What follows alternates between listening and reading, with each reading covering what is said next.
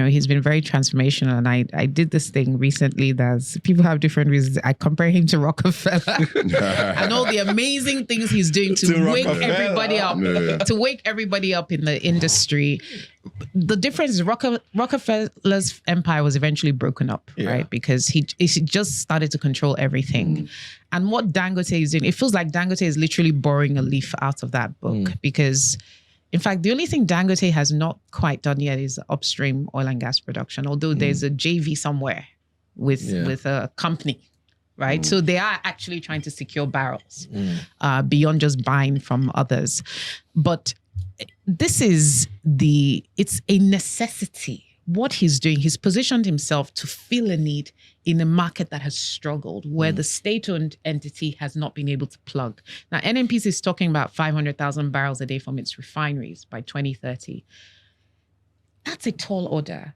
And the reason I think it's an even taller order, not that I think it's impossible, because look at what happened with retail prices recently. When Dangote moved their prices, then NNPC followed.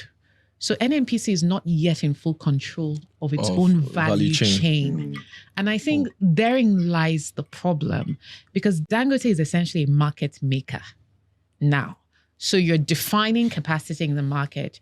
You're almost sort of shaping the market in a way, who lifts, who gets to lead. You eventually may start to control supplies. And now you're saying you're not just defining the market from a retail perspective, you're now looking at defining transportation and distribution in the market, where you're essentially distributing for free, right? Have you seen that flyer? Yeah. That you're distributing for free. What happens to others who are in the distribution space game? So now the question is, because he's come under so much criticism and he has this heart for this country where, okay, they say I'm doing this, okay, let me serve my people and offer this for free. It's actually, in a way, then pushing others out of the market. Business, So I think the government needs to look at, from the point of view is that we need to work with Dangote. We need to sit down and talk to this guy. Let's see how we actually build an entire ecosystem, whether it's for gas, for petrol, or whatever, to advance Nigeria forward. So, I mean, the talk of monopoly is neither here nor there. It's monopoly by necessity. It's not because he just wants to control everything. Like someone said, survival. It's essentially survival, but not just for him, for Nigerians. It's for Nigerians, essentially. That's what it means. Our pump prices have come down, right? Because now we have a formidable player in the market who's driving that competition, helping to drive that competition.